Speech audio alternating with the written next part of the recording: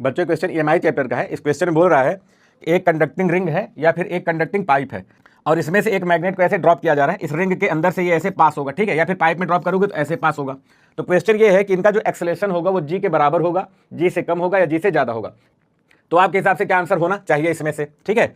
तो आज देखते हैं इस क्वेश्चन को कैसे करेंगे। एक्चुअली क्या होता है कि इसमें कई सारे केसेस होते हैं, तो सारे केसेस को हम लोग एक एक करके डिस्कस करेंगे, ठीक है। जैसे पहला केस तो ये होगा कि मान लो ये हमारी कंडक्टिंग रिंग है, कंडक्टिंग बोलेगा, मेटेलिक बोलेगा या फिर पाइप है। रिंग हो चाहे पाइप हो, सेम ही केस बनता है, कभी रिंग देंगे कभी पाइप देंगे।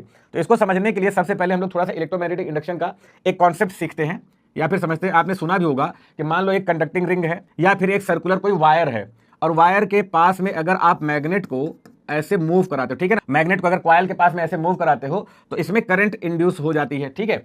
और जब इसमें करंट इंड्यूस होगी, अब किसी कॉइल में जब करंट फ्लो करती है तो वो भी मैग्नेट बन जाता है, ठीक।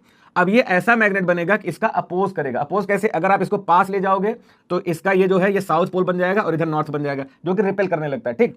और अगर दूर ले जाओगे तो ये नॉर्थ बन जाता है, ये साउथ बन जाता है, यानी कि अट्रैक्ट करने लगेगा। तो चाहे दूर ले जाओ चाहे पास ले जाओ, ये करंट अपनी डायरेक्शन को बदल लेती है और बदल के वो ऐसा पोल बनाएगी कि इसके मोशन का अपोज करे, ठीक है ना। तो बस इसी कॉन्सेप्ट पर ये सारे के सारे क्वेश्चंस बन जाते हैं। तो अब इसी कॉन्सेप्ट से कैसे इन क्वेश्चंस को करेंगे आओ देखते हैं। अब जैसे ये वाला हमारा केस है कि ये हमारी एक मेटेलिक रिंग है, ठीक है ना। अब यहां पर भी वही होगा कि जब ये मैग्नेट पास आएगा तो इसमें करंट इंड्यूस हो जाएगी, ठीक। और जो करंट इंड्यूस होगी वो क्या करेगी? इसके मोशन का अपोज करेगी। तो अपोज करने का मतलब ये है कि अगर ये पास आ रहा है तो ये इसको आने से रोकेगा, रिपेल करने लगेगा ऐसे, ठीक है। इधर नॉर्थ पोल बना लेगा और इधर साउथ पोल बना लेगा, तो नॉर्थ पोल पे ऐसे रिपेल करेगा।